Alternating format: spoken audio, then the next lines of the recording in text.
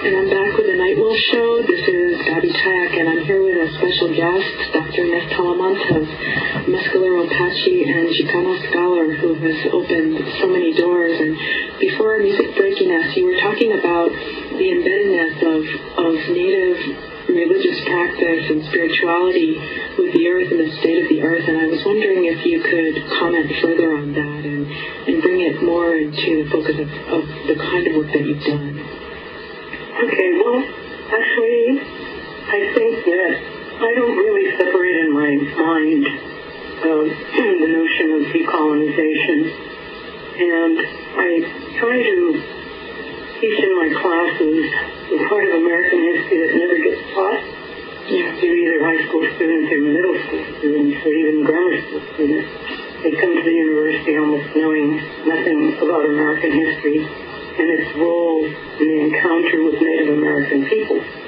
So it's still this major struggle that motivates me to continue on. And I remember that I believe it was in September, there was a marking of the achievement of more than 370 million indigenous peoples worldwide were recognized by the General Assembly, which adopted the Declaration of the Rights of Indigenous Peoples.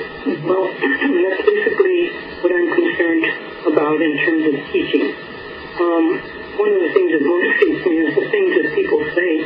And I remember reading an article about the Pope, and it was so revealing to me because, first of all, he doesn't know church history, apparently, because he seems to make so many mistakes in terms of defining, the role of Christianity among indigenous peoples throughout the world.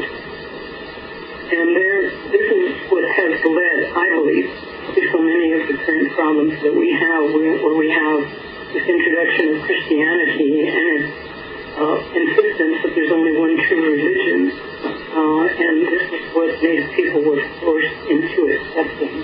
And this has created major problems, and of course Larry is writing about this in terms of veterans and post-traumatic stress when they come back, participating in a variety of police actions that we've had in wars. Destructive, that is, to the consciousness of Native people who were raised, and this is proven over and over again, to live very closely to the natural world, to not create disharmony or imbalance, and that when that does occur, then the only way to correct it is through ceremony, which means the gathering of the people, not just you and the patient, but everybody in the clan members, the friends, everybody comes to lend their emotional and spiritual support for the healing that is about to occur.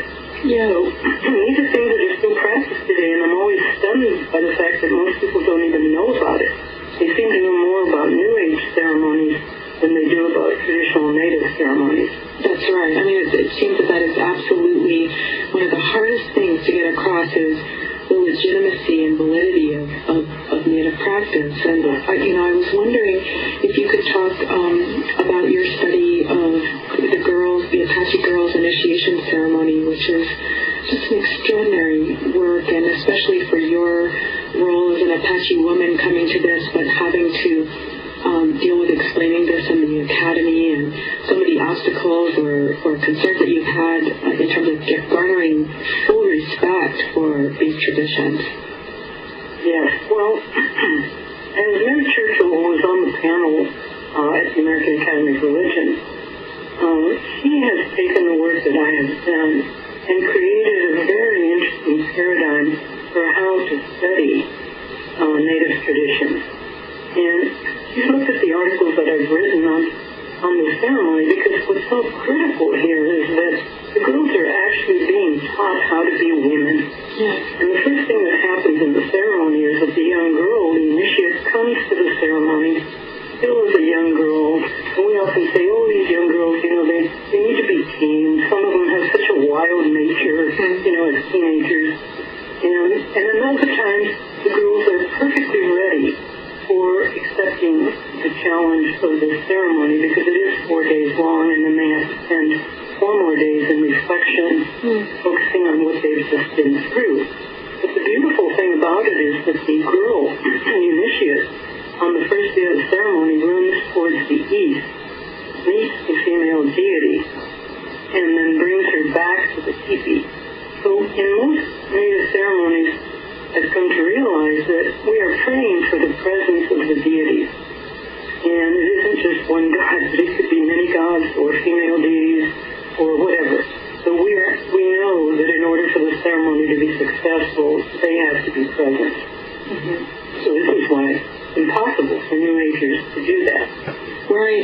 Trying to hang on to what we do, what Native people do, and incorporating that into their own traditions. This is very, very devastating to Native people because we have had, in fact, I think the only reason we've survived is because of our religious tradition.